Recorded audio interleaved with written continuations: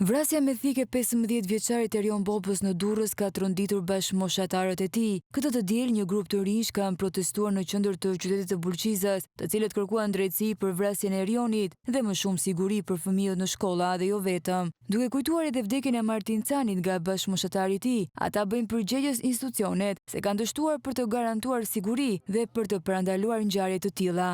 Ikja e tyre na ka tronditur dhe na ka treguar se sa shumë rrezikohet rinia nga konfliktet e kota. Ne si të rinj duam siguri, por jemi këtu edhe për veten tonë, që një tragjedi e tillë të mos përsëritet më. Po për drejtësi për Erionin dhe për ndryshime të vërteta. Është një thirrje alarmi për të gjithë Shqipërinë, problemi që nuk është vetëm nga ata të dy, është tek institucionet, tek sistemi arsimor. Sot themi mjaft dhe dhunën që është bërë e zakonshme mes të rinjve. Është thirrje për reflektim për të gjithë ne.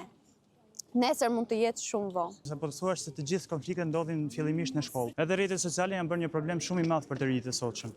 Ndërkohë Barie Boba e afër me viktimës, me lot në sy shpreh se nuk do të heshtin derisa drejtësia të vendoset për vrasjen e tij. Erion, nuk ka fjalë që shpjegon bërshllëkun që na ka lënë mungesa jote, nuk ka zë që mbulon heshtjen që ke lënë pas.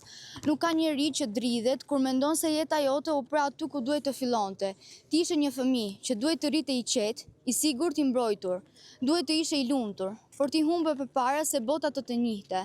Sot jemi këtu për ty, jo për të dukur, jo për të mbledhur kot, por sepse zemrat tona nuk pranojnë një padrejtësi që është kaq e rëndë. Sepse ti e meritove më shumë, meritove jetën që duhet të takonte, meritove dritë, jo errësirë, meritove siguri dhe jo rrezik, meritove gëzim dhe jo fund të dhimbshëm. Protestës janë bashkuar edhe qytetarë, të cilët denoncojnë mungesën e reagimit dhe marrjen e përgjegjësisë nga Ministria e Arsimit. Si qytetar që flas për këtë gjë që ndodhi fatkeqësia, asnjë institucion nuk u ngrit. Ku është Ministri i Arsimit që thotë unë jam ministre? Ku është? Si s'merr masa? Se shumë vetë o vra, si për Martin Canin, si për këtë. Duhet të marrin masa të bënë kontrole në për shkolla.